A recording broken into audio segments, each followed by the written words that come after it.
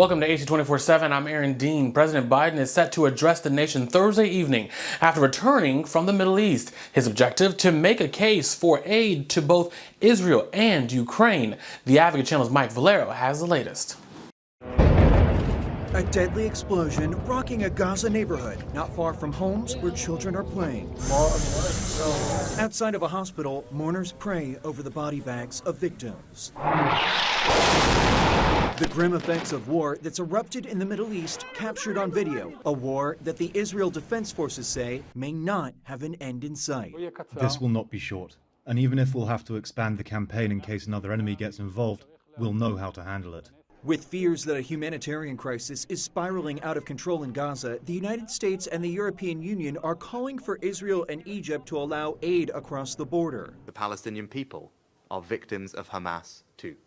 And that is why I welcome your decision yesterday that you took to ensure that routes into Gaza will be opened. Now, on the heels of a high-stakes visit to the war-torn Middle East, President Biden is slated to address the nation Thursday evening. To lay out his view of this extraordinary moment that we are in when it comes to our national security and international stability, with a highlight and a focus obviously on the conflict in Israel and his visit there yesterday, as well as the ongoing conflict in Ukraine. The U.S. Embassy in Beirut warning Americans in an updated security alert to fly out while commercial options are still available. And the president is pledging to get Americans and other civilians out of Gaza. We're going to get people out, but I'm not going to go into any detail with you now. I'm Mike Valerio reporting. Former Trump loyalist Sidney Powell has pled guilty in the Georgia elections case. Fulton County prosecutors are recommending that she get 6 years probation. In return, Powell has to testify in future trials, perhaps including the former president. She also has to write an apology letter to Georgia voters. Powell is admitting that she had a role in breaching election systems in a rural Georgia county in 2021. An arrest has been made in the death of a black transgender woman in Wisconsin. 29-year-old Antonio Curran is facing murder charges in the death of Chyna Long. Now, police say surveillance video of Curran's Chevy Impala linked him to the scene where Long's body was found in the street. So far this year, at least 20 trans people have died by violence in the U.S. The true count is likely higher, as some are misgendered or dead named by police or are not reported at all. The city of Orlando may purchase the Pulse nightclub site.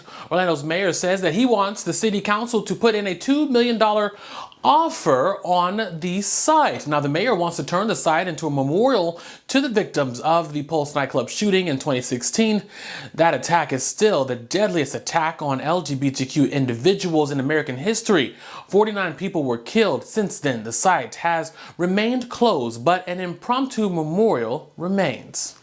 Home sales dropped last month to the lowest level in 13 years. Sales of existing homes fell 2% from August to September to a seasonally adjusted annual rate of 3.96 million units.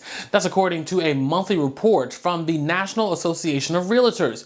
This comes as surging prices and mortgage rates have pushed many would-be buyers out of the market. Another factor also putting a damper on home sales is a historically low supply of houses for sale. Low inventory is one of the main reasons prices are staying high.